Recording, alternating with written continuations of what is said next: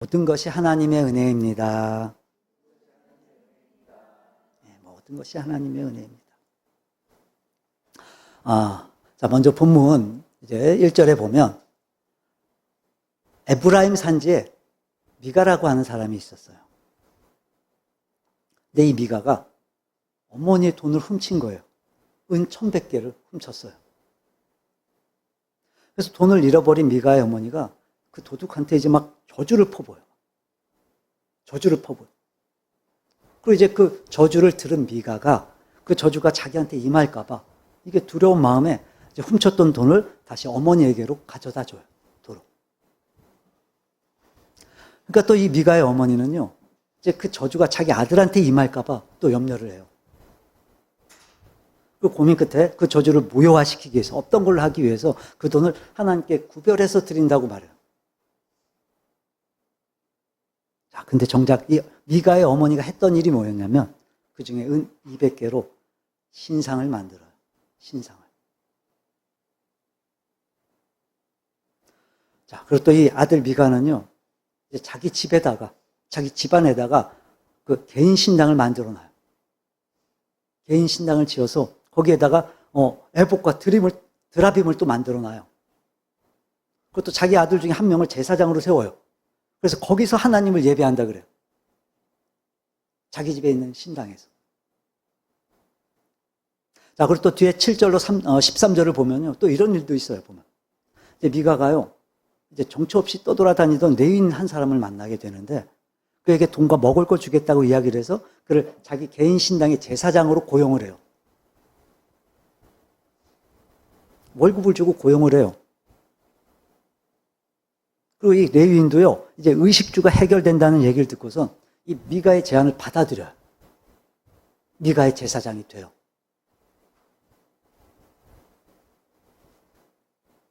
이게 얼핏 보면요, 정말 하나님을 잘 섬기는 것처럼 보여요. 얼핏 보면요, 하나님을 잘 예배하는 것처럼 보여요. 여러분, 실상은 타락하고 혼합된 우상 숭배였고 거짓된 예배였던 거예요. 다시 말해, 미가와 그 가정의 모습은 참된 신앙의 모습이 아니었어요. 그래서 6절에 보면요, 이제 그 모습을 그들이 자기 소견에 옳은 대로 행하였더라라고 기록을 하고 있어요. 그러니까 사사기의 저자는요, 한 가정에서 자행됐던 이 신앙의 타락상을 통해서 이스라엘 전체의 잘못된 그 신앙의 모습들을 지금 보여주고 있는 거예요. 여러분, 놀랍지 않습니까? 한 가정에서 이런 일이 벌어졌던 거예요. 한 가정에서 이 많은 일들이. 여러분의 가정은 어떻습니까? 여러분은 어떠십니까? 우리가 하나님을 믿잖아요. 그렇죠? 믿으시죠? 당연하죠, 우리가. 당연히 우리는 하나님을 섬겨요. 근데 우리가 정말 참된 신앙 안에 있냔 말이에요. 우리의 신앙이 변질되지 않고 혼합되지 않고 타락하지 않고 하나님을 향한 바른 신앙으로 우리도, 우리의 가정도, 우리의 자녀들도 참된 신앙 안에 있냔 말이에요.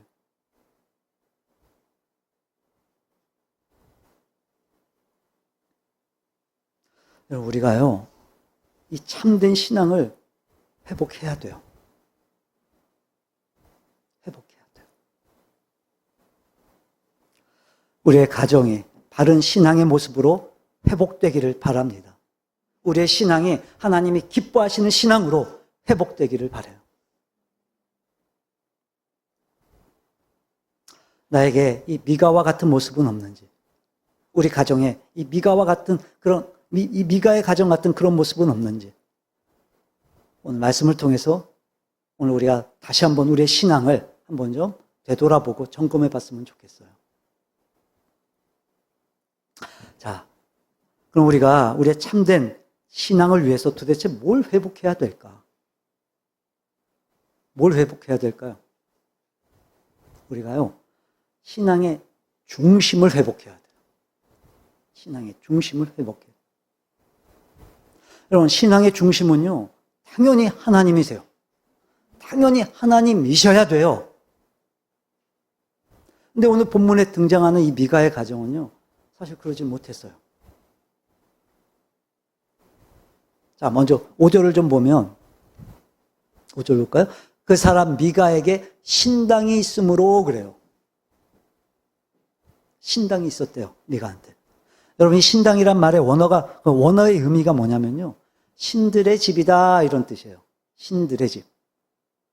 그러니까 지금 이 신당이란 이 표현은요, 그러니까 하나님의 성소를 뜻하는 게 아니라 잡신들, 그러니까 우상을 섬기는 신들의 집, 그런 신전이라는 거예요. 쉽게 얘기하면 무당들이 그렇게 신을 섬기듯이 그런 신전이라는 거예요. 그러니까 이 신당이란 단어는요, 이제 그 당시 하나님을 우상처럼 섬겼던 그런 혼합 종교의 모습을 보여주고 있는 거예요. 뒤에 18장을 보면, 이제 31절을 보면 이해가 더 쉬우실 거예요. 여러분, 그 당시에는요, 하나님의 집이 어디예요? 어디예요? 그러니까 하나님의 성소가 실로에 있었어요. 실로에 있었어요. 여러분, 지금 이 하나님의 집이란 말은요, 말 그대로 하나님의 집, 하나님의 성소인 거예요. 하나님의 성소. 그러니까 이 시대에 그 하나님의 성소가 지금 어디에 있었다고요? 실로에 있었어요. 실로에. 근데 여러분, 17장 5절에 나와 있는 이 신당이라는 단어하고요, 여기 18장 31절에 나와 있는 이 하나님의 집이란 단어하고 원어는요, 딱 한 단어 차이밖에 안 나요. 한 단어 차이밖에 없어요. 그게 뭐냐면, 이제 하라고 하는 정관사가 있고 없고 차이예요. 하. 먼저 이 17장 5절에 나와 있는 이 신당이란 말은요, 정관사 하가 없어요. 없어요. 그래서 하나님의 집이 아니라 신들의 집이라고 해석을 한 거고, 그리고 이제 18장 31절에서는 이 하라고 하는 정관사, 즉 그라고 하는 그 정관사가 있어요. 있어서 하나님의 집이라고 해석을 한 거예요. 자, 이게 무슨 의미냐면, 그냥 그저 아무 데서나 아무 신을 세워놓고 섬긴다고 다 하나님의 집이 되는 게 아니라, 하나님의 집, 즉 하나님의 성소라는 것, 분명 하나님께서 하나님 자신의 이름을 두시기 위해 택하신 곳에 하나님께서 세우시겠다라고 말씀하시는 거예요.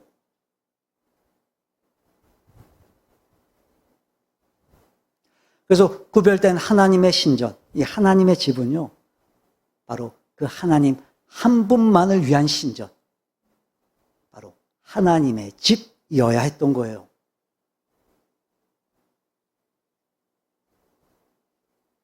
근데 지금 그 하나님의 집이 어디에 있었다고요? 지금 실로에 하나님의 집이라는 그 구별된 성소수가 분명히 있었음에도 불구하고, 그럼 지금 미가는요, 어디예요? 자기 집에. 그 각종 우상들을 섬기는 그런 신전을 갖고 있었던 거예요.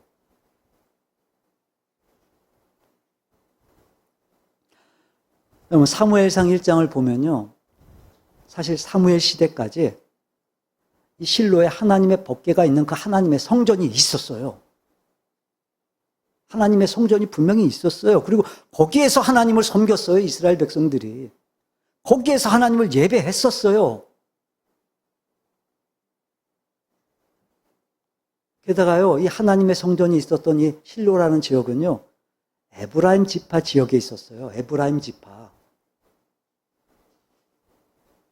네, 여러분, 오늘 본문 1절에 보면 이 미가가 지금 어디에 살고 있었다고요?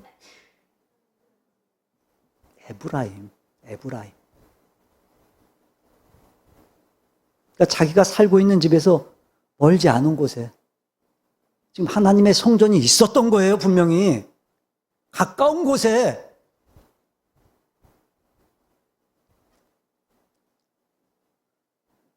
여러분, 하나님께서는 왜 이렇게까지 하나님의 집을 구별해서 세우셨을까요?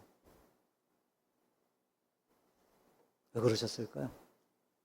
분명한 하나님의 이유가 있으셨어요. 우리 신명기 12장 볼까요? 12장 5절입니다. 5절 함께 읽어봅니다. 오직 너희의 하나님 여호와께서 자기의 이름을 두시려고 너희 모든 지파 중에서 택하신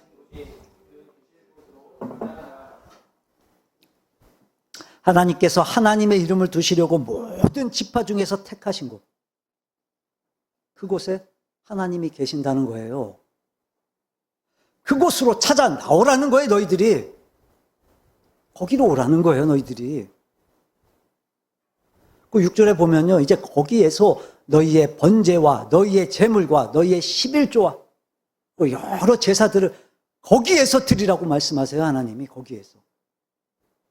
그러니까 거기서만 예배하라는 거예요, 거기서만. 어디요? 실로 하나님의 성전에서만. 그러니까 다시 말해서 하나님의 성전, 하나님의 집은 사람이 자기 마음대로 세울 수 있는 게 아니었어요. 분명히 하나님께서 하나님의 이름을 위해 구별해서 하나님이 정하시겠다고 하셨어요. 그 너희들은 거기로 찾아 나오라고 말씀하셨어요, 하나님이. 자, 왜 그렇게 하셨냐면, 자, 1절에 다시 보면, 내 조상의 하나님 여호와께서 내게 주셔서 차지하게 하신 땅에서, 어디예요, 그게? 가나안 땅이죠, 가나안 땅. 그러니까 지금 이스라엘 백성들이 정복하고 있었던 그 가나안 땅, 거기에서 너희가 평생에 지켜 행하여야 할 규례와 법도는 이러하다. 이걸 하나님이 정말 얼마나 소중히 여기셨던지, 이 하나님의 처소에 관한 이 규례를 너희들이 평생에 지켜야 될 하나님의 명령이라는 거예요, 명령. 하나님의 명령. 그만큼 중요했어요, 그만큼.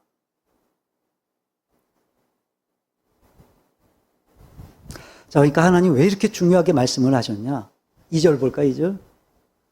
너희가 쫓아낼 민족들, 너희가 쫓아낼, 즉 이미 살고 있었던 그 가나안 족속들, 그들의 신들을, 즉 가나안의 신들, 우상들을 높은 산이든지 작은 산이든지 푸른 나무 아래든지를 막론하고 그 모든 것을 너희가 마땅히 파멸하라는 거예요.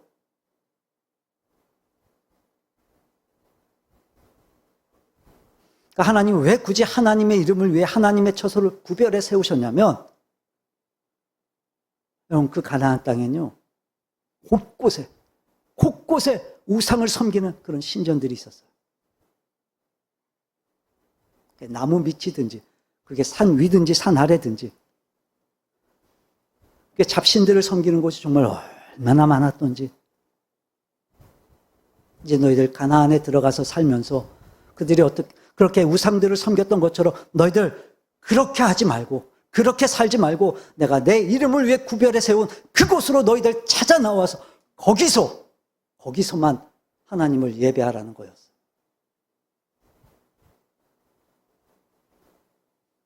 그러니까 하나님께서 이렇게 말씀하셨던 이유가 뭐였냐면, 즉 그 우상 숭배와 구별해서 하나님을 섬기라는 건 하나님을 섬기는 것과 다르다는 사실을, 우상을 섬기는 것과 하나님을 섬기는 건 다르다는 것을 하나님께서 확실하게 확인시키시기 위함이었던 거였어요.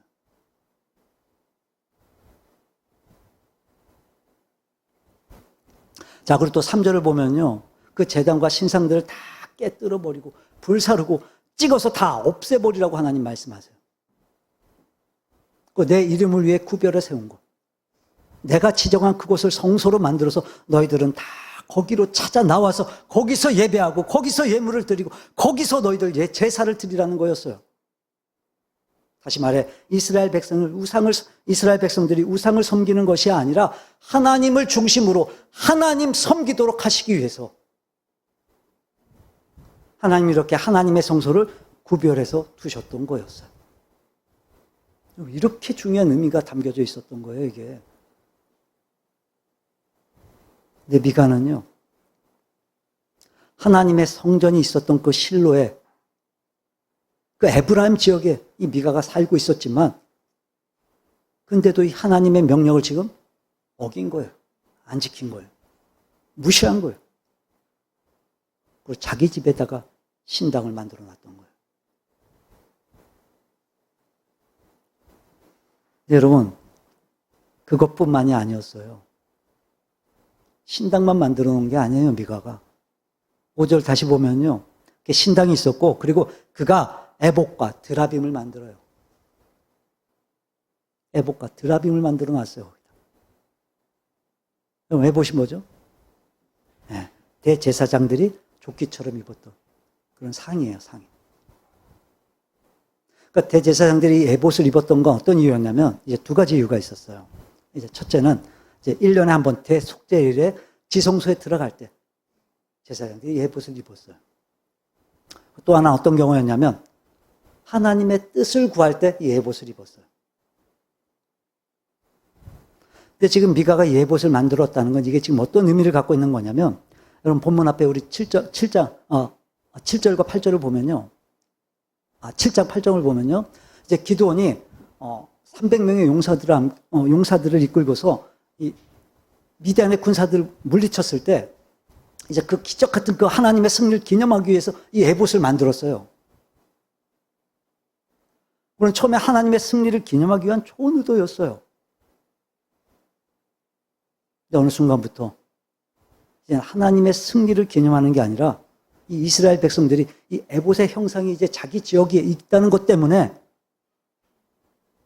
자기 지역에 이 에봇이 있다는 것 때문에 실로에 가지 않는 거예요. 예배하러 가지 않는 거예요. 그리고 이 에봇이 여기 있으니까 여기에서 속죄를 드리면 되고, 에봇이 여기 있으니까 이제 여기서 하나님의 뜻을 구하면 된다는 거예요, 이제. 실로에 가지 않아요. 예배하러 가지 않아요. 그러면서 어느 순간부터 그게 변질이 돼요. 이제는 에봇을 숭배하게 되는 거예요. 에봇이 하나님이 돼요. 그런 의미에서 지금 미가가 지금 에봇을 자기 신당에다 만들어 놨던 거예요. 하나님처럼 모시고 있는 거예요, 에봇을. 자, 그리고 또 드라빔. 이건 또 뭐였냐면요. 고대 근동 지역에서요, 가정을 지키는 그런 수호신의 상징이었어요. 우상 같은 거예요. 미가가 지금 그런 드라빔을 신당에다 세워놓고 하나님을 모시고 있는 거예요.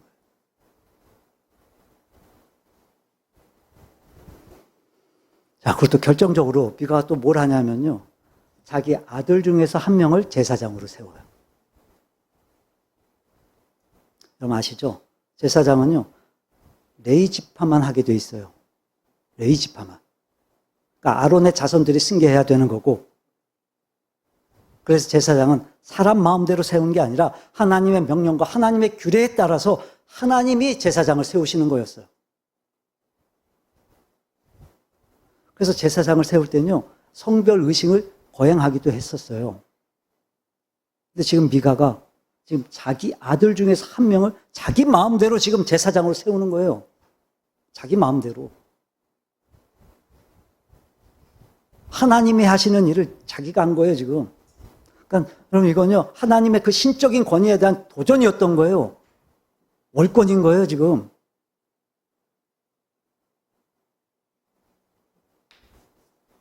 아무리 하나님을 예배하는 의도로 한다 할지라도 여러분, 하나님 그분을 향하는 게 아니라, 즉 하나님 중심이 되어 하나님을 섬기는 게 아니라 이제는 자기가 중심이 되어서, 자기들이 중심이 되어서 하나님이 아닌 대상, 신사, 우상을 섬기게 되었던 거예요, 지금. 그들의 신앙이 그렇게 지금 혼합되고 변질됐던 거였어요. 여러분, 미가만 그런 게 아니에요. 미가의 어머니도 정말 심각했어요. 2절을 보면요, 미가의 어머니가 은 1100개를 잃어버렸어요. 1100개를. 이게 얼마나 될 것 같아요? 지금 시대로 따지면. 당시 레위인 제사장들이요, 이제 개인적으로 그렇게 당시 고용할 때, 미가가 고용했던 것처럼 고용할 때, 여러분 10절에 보면요, 1년에 은 10개 줬어요. 은 10개. 1년에 한 달에 한 개도 못 받은 거예요. 그러니까. 근데 지금 몇 개를 잃어버렸다고요? 1100개. 1100개. 그러니까 이게 얼마나 큰 돈인지 짐작이 되시죠? 어마어마한 돈을 지금 미가의 어머니가 잃어버린 거예요. 그래서 이 미가의 어머니가요, 이제 훔쳐간 사람을 막 저주를 막 퍼부어요, 막. 그 돈을 훔쳐간 아들 미가가요, 그 엄마가 저주하는 걸 들은 거예요, 이제 또. 들었어요. 그래서 그게 얼마나 막 두려웠는지, 너무 두려운 나머지 다시 엄마에게로, 어머니에게로 그걸 토록 가져다 준 거예요. 은 1100개를. 여기서 저주를 퍼부었다는 말이 무슨 말이냐면요, 어떤 주술적인 행위를 했다는 거예요. 주술적인 행위를. 다시 말해 미신적인 사상을 말하는 거예요. 미신적인 사상. 그럼 그 당시에는요, 내가 신한테 막 이렇게 주술적으로 막 주문을 외우는 것처럼 누군가를 저주를 하게 되면요, 그럼 그 신이 그 대상을 저주하고 벌한다고 생각을 했어요. 그래서 막 미친 듯이 막 그렇게 주문을 막 외우듯이 그렇게 저주를 퍼부었던 거예요, 어머니가. 미가의 어머니가. 그걸 누가 들은 거예요, 지금? 미가가 들은 거예요. 그래서 도로 갖다 준 거예요. 이때 미가가요, 뉘우쳐서 갖다 준 게 아니었어요. 자기가 잘못한 거 뉘우쳐서 갖다 준 게 아니었어요. 그 어머니가 퍼부은 그 저주가 자기한테 임할 거라고 믿었던 거예요. 그게 두려웠던 거였어요. 자, 그리고 또 저주의 대상이 아들이었다는 걸 알게 된 이 어머니는요, 이제 2절 맨 마지막에 보면, 내 아들이 여호와께 복받기를 원하노라 라고 얘기를 해요. 여러분, 이게 어떤 의미인 것 같으세요? 하나님께 복받으래요. 이게 겉으로만 보면요, 이게 마치 이게 하나님의 은혜를 구하는 것 같고 하나님의 복을 구하는 것 같지만, 여러분, 이 당시에 또 어떤 미신이 있었냐면, 이제 그 저주를 무효하려면, 없던 걸 하려면 이제 그 저주의 대상한테, 그러니까 자기 아들한테 그만큼의 복을 빌어주면 된다라고 생각을 했던 거예요. 그러니까 이건 지금 여호와께 복받기를 원한다고 말하고 있지만, 사실은 지금 이게 하나님의 은혜를 구했던 게 아니라 그 저주가 자기 아들한테 임하지 않기를 바라는 그 당시에 그 주술적인 그런 미신이었던 거예요, 이게.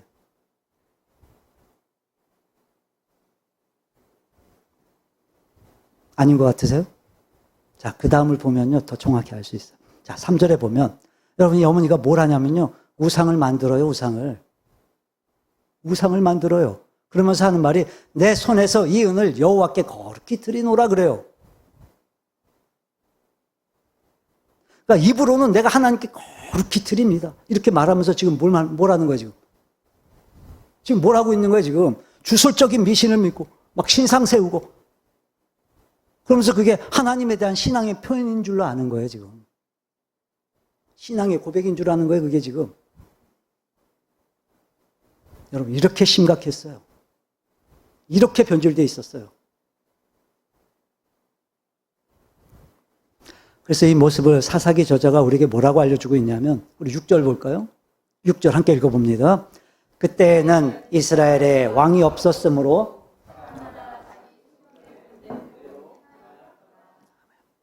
이스라엘에요, 왕이 없었대요. 맞아요. 왕이 없었어요. 근데 여러분, 분명한 거는 뭐냐면, 이스라엘의 왕은 하나님이세요. 지금까지 이스라엘 다스리신 분은 하나님이셨고, 지금까지 그들을 이끌어오신 분도 하나님이셨고, 지금까지 그들의 삶을 주관해 오신 분도 하나님이셨어요. 근데 그들이 왜 이스라엘에 왕이 없다고 말하는 걸까요? 왜 자기들한테 왕이 없다고 얘기하는 걸까요? 변한 거예요, 그들이. 하나님을 인정하지 않는 거예요. 하나님의 주권도 하나님의 다스리심도 인정하지 않는 거예요. 하나님을 하나님으로 여기지도 않는 거예요, 지금. 그래서 하나님이 없어진 거나 마찬가지였던 거예요. 지금 그러면서 하는 말이, 우리에게 왕이 없으니까, 다시 말해 하나님을 인정하지 않으니까 내가 좋으면 좋다는 거예요. 내가 옳다고 생각되면 그게 옳다는 거예요. 그게 맞다는 거예요.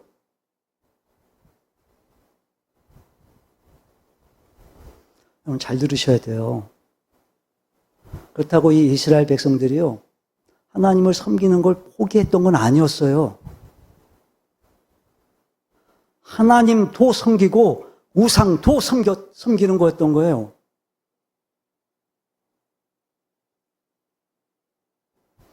신앙의 중심은 하나님이세요. 이 시대가 그걸 잃어버렸던 거예요. 아니, 이 시대가 그걸 잃어버리고 있는 거예요.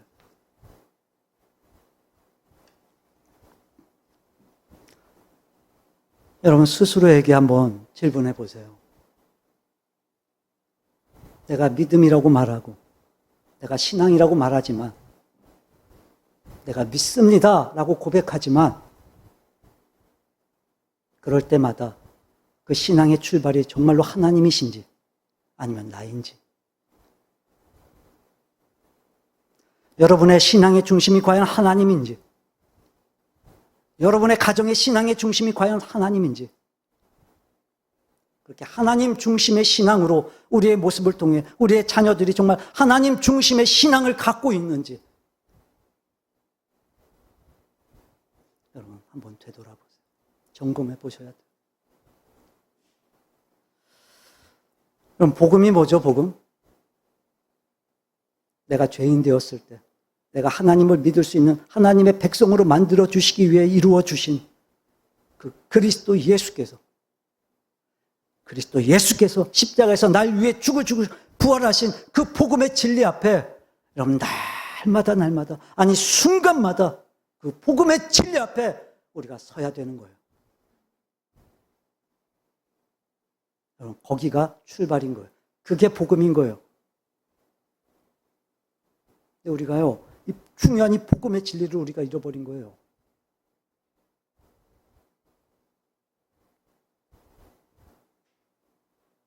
정말 희한한 게 뭐냐면요, 자기의 행위로, 자기의 노력으로 구원받을 수 있다고 생각하는 사람은 아무도 없어요. 우리 중에 그런 사람 있어요? 없잖아요.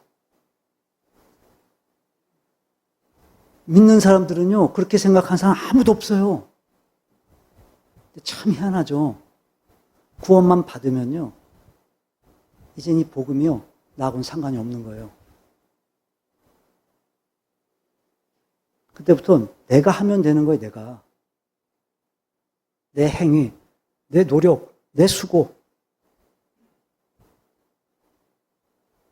하나님 중심이 아니라 자기 중심이 되는 거예요, 자기 중심이. 그래서 이제 하나님도 안중이 없는 거예요, 막.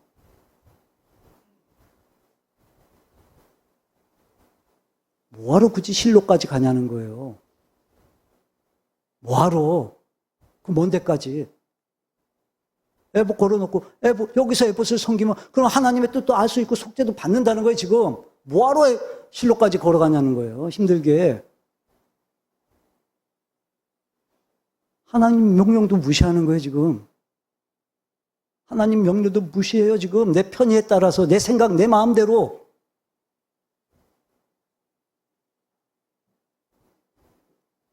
지금 우리가 드리고 있는 예배도요, 다들 이렇게 얘기할 거예요, 다들. 하나님을 위해 우리가 예배를 드린다. 하나님의 영광을 위해서 우리가 예배를 드린다.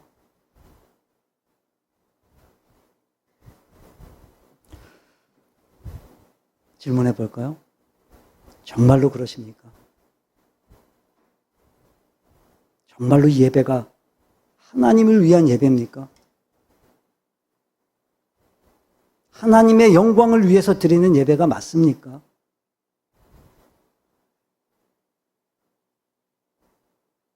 나를 위한 예배일 수도 있어요. 나를 위한 예배일 수도 있어요, 이 예배가. 여러분, 우리가 구원받을 때도 이 복음이 필요하지만 구원받은 우리 하나님의 백성들이 하나님의 백성답게 살기 위해서도 여러분 복음 없이는 안 돼요.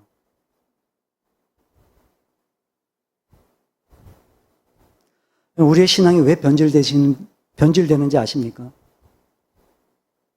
왜 우리가 하나님 중심의 신앙을 잃어버리는 줄 아세요? 이 복음을 잃어버리는 거예요.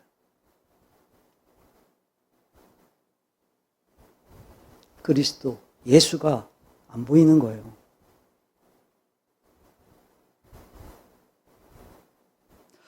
구원받을 땐 복음으로 구원받는다고 말하고 사는 건 복음 없이 자기 중심으로 사는 거,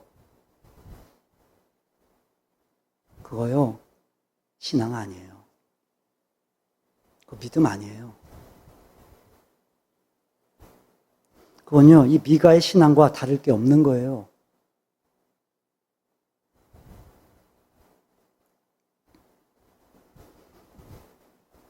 여러분, 날마다 복음이어야 돼요.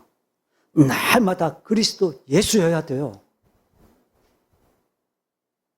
하나님 중심의 신앙을 우리가 회복해야 돼요.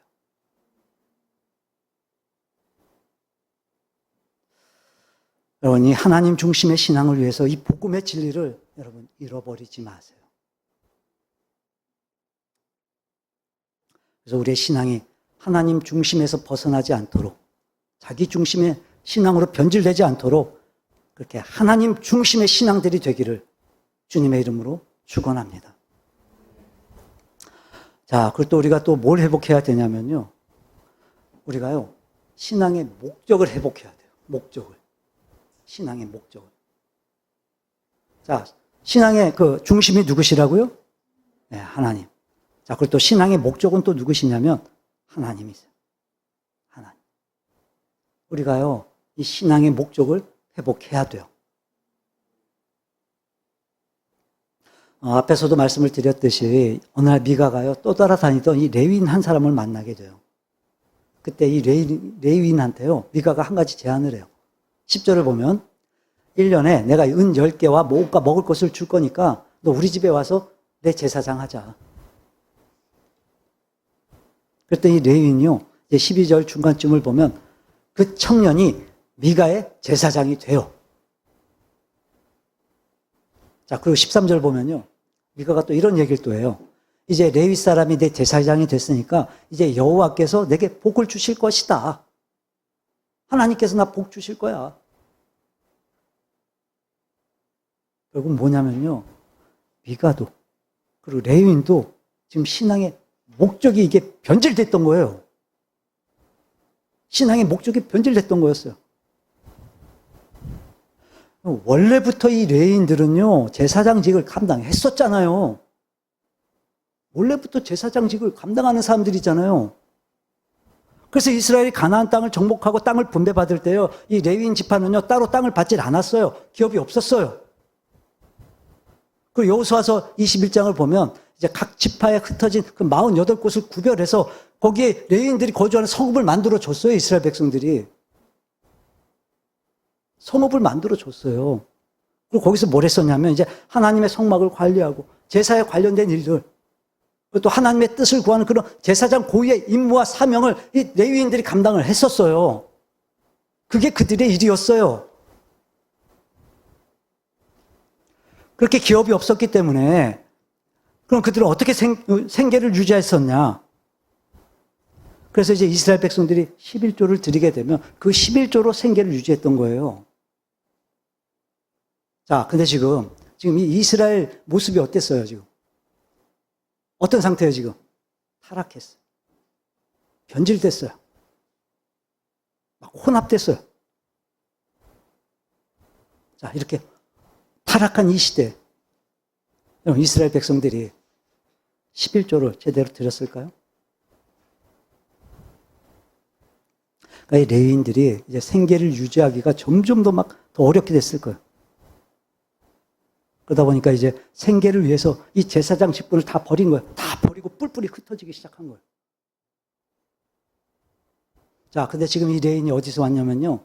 자, 7절에 보면 베들레헴에서 왔어요. 베들레헴.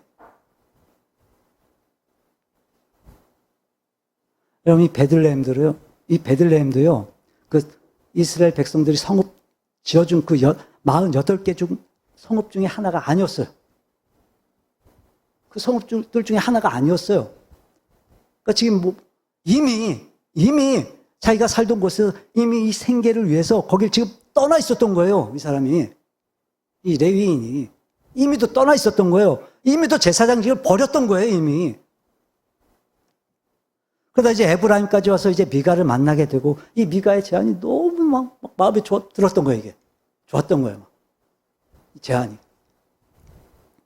그래서 11절을 보면요. 그 레위인이 그 사람 미가와 함께 거주하기를 만족하게 생각했어요. 만족했어요. 여러분, 이 레위인은 뭐 하는 사람들이라고요? 제사장. 뭘로 만족해야 돼요? 하나님으로 만족하고. 맞죠?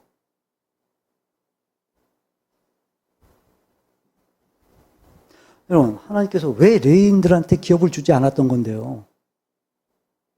에스겔 44장 28절을 보면요.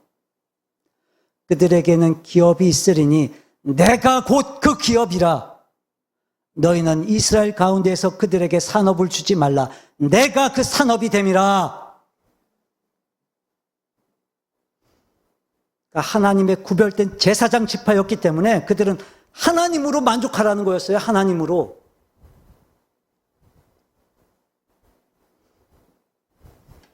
근데 이제 미가를 만나고 자기가 원했던 그 생계가 해결이 되니까 그 집에서 지금 미가와 함께 거주하는 것으로 만족이 되는 거예요.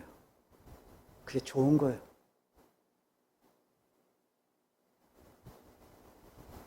자, 그리고선 그 레위인이 이제 이런 대우를 또 받게 돼요. 자, 11절 맨 마지막에 보면요. 그 청년이, 그 레위인이 미가의 아들 중 하나같이 됨이라. 그러니까 미가의 아들이 됐다는 게 아니라 아들처럼 아주 후한 대접을 받으면서 편안하게 살게 됐다는 거예요. 그 지금 미가의 제사장으로 고용된 거를 지금 만족해하고 지금 결정을 한 거예요. 그렇게 제사장이 되기로. 자, 그러니까 여러분, 이 레위인의 목적이 뭐였어요? 뭐였어요? 자기였어요. 나였어요. 나. 하나님이 아니라. 하나님께서 그에게 구별하여 하라고 했던 그 사명, 즉 하나님의 이유와 목적은 아무 소용이 없었던 거예요. 자기가 먹고 사는 게 이유였던 거예요.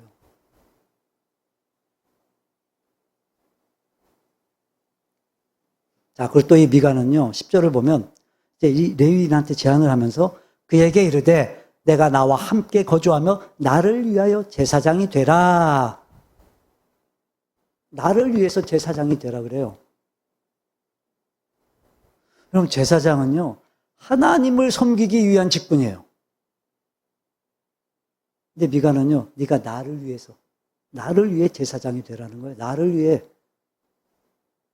이유가 있었어요, 이유가. 그 이유가 뭐였냐면, 앞에서도 살펴봤듯이 이 미가는요, 자기 개인 신당을 갖고 있었어요. 그 레위 지파가 아니었기 때문에 자기 아들들 중에서 한 사람을 제사장으로 세웠었어요.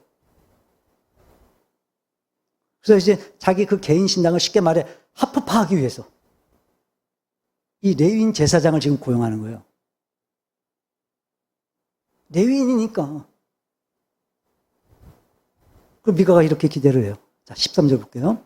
이에 미가가 이르되 레위인이 내 제사장이 되었으니 이제 여호와께서 내게 뭘 주세요?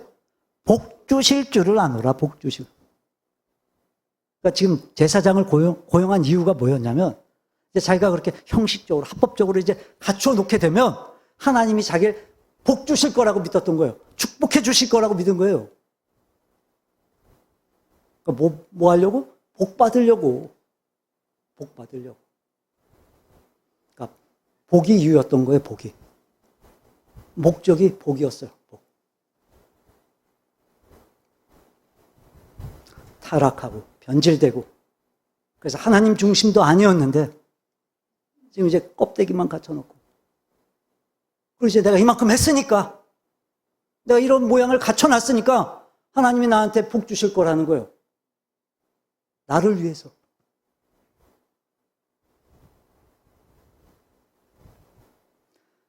그러니까 결국 이 미가는요, 이제 레위인 제사장을 자기 집에다 두고 자기 만족을 추구했던 거예요, 자기 만족. 레위인도 그랬고, 미가도 그랬어요.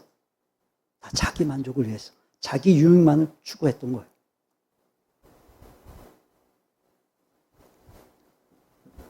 물론 복을 구하는 게 잘못된 건 아니에요. 복 구하는 게 잘못된 건 아니에요. 하지만 중요한 건 뭐냐면 이 복이 목적이 되면 안 돼요. 복이 목적이 되면 신앙의 목적은 하나님이세요.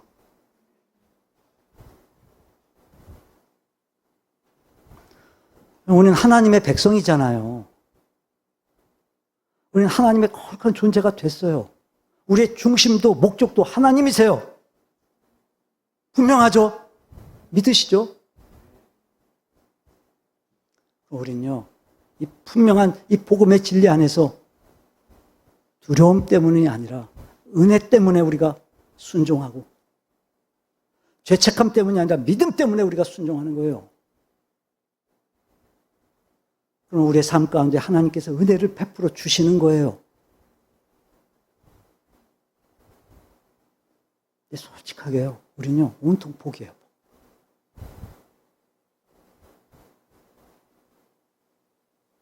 주시옵소서, 주시옵소서.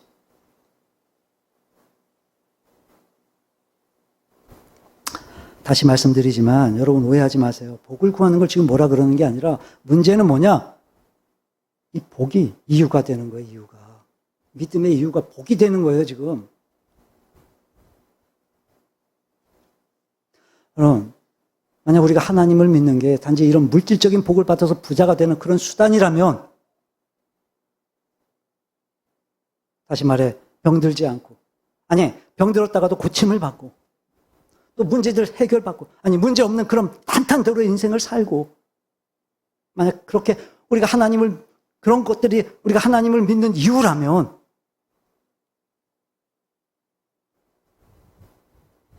그건요, 하나님이 목적이 아니라 수단인 거예요, 수단. 도구.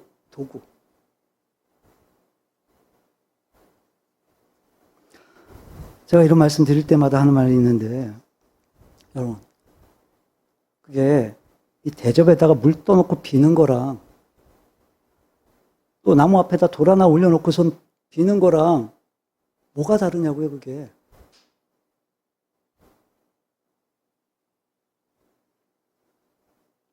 하나님을 잡신 취급하고, 막 우상 숭배하듯이 그렇게 섬기고,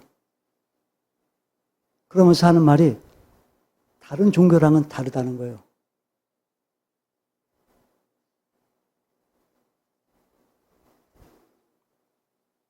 그러니까 욕을 먹는 거예요, 기독교가. 우리가. 비웃는 거예요, 세상 사람들이 이 기독교를, 우리를. 왜요? 똑같으니까. 그들이 보기엔 똑같거든요. 아니, 더하면 더하지 못하진 않거든요, 사실.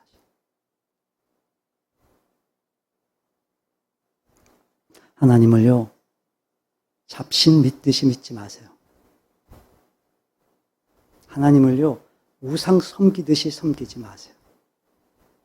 하나님은요, 그런 분이 아니세요. 우리 마태복음 6장 볼까요? 31절 함께 읽어봅니다. 그러므로 염려하여 이르기를 무엇을 먹을까, 무엇을 마실까, 무엇을 입을까 하지 말라. 그러니까 뭘 먹을까, 뭘 마실까, 뭘 입을까. 이게 뭐 하는 거예요? 이게 뭐 하는 거라는 거예요? 염려하는 거라는 거예요, 염려. 염려하지 말, 염려하면서 그렇게 말하지 말래잖아요. 자, 근데 그런 건 지금 누가 하는 거라고요? 자, 기억 안 나시면 뒤에 32절 볼까요? 누가 하는 거라고요? 이는 다 이방인들이 구하는 거래, 이방인들이. 그럼 구한다는 거는요, 추구한다는 거예요, 추구한다는 거. 그러니까 이방인들이 뭘 추구하는 거냐면, 잘 먹고 잘 사는 거, 이거 추구하는 거예요. 그것 때문에 비나이다 하는 거예요. 다시 말해, 우상 숭배의 목적이 뭐냐면, 세상에서 내가 잘 먹고 잘 사는 거예요. 그게 우상 숭배인 거예요.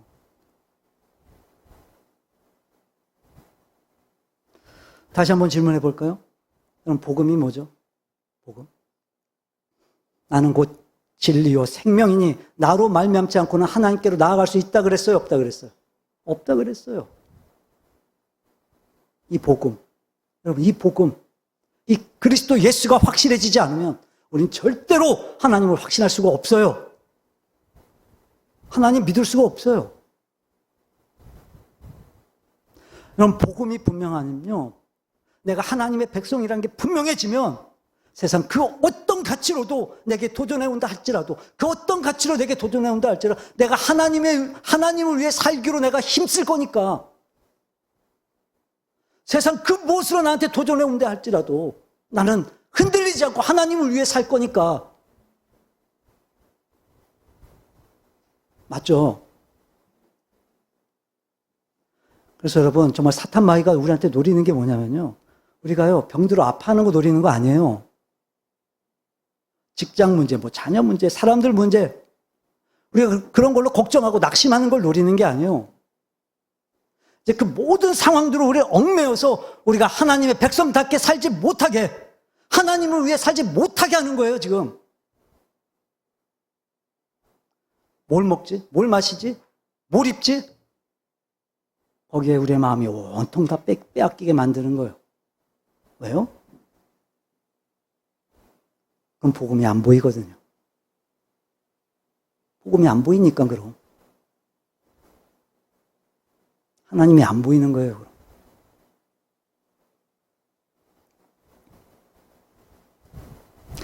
그럼. 우리가 아무리 어렵고 힘든 길을 걸어도요, 그 길이 주님이 함께 하시는 길임을 믿으셔야 돼요.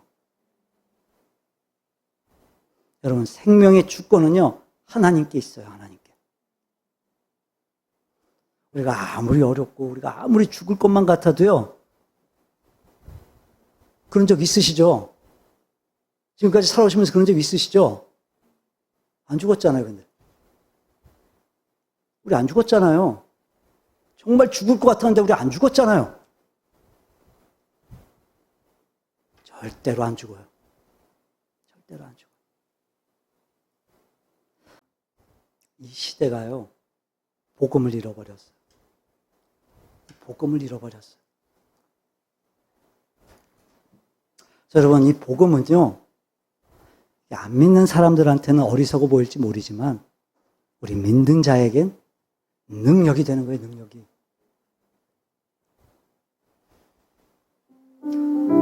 여러분은 무엇을 믿으시는 겁니까? 여러분은 무엇을 추구하십니까?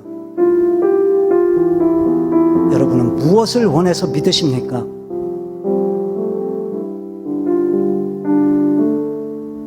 하나님의 이름으로 우상 숭배하지 마세요. 예수님의 이름으로 기도한다고 하면서 여러분, 우상을 위해 기도하지 마세요.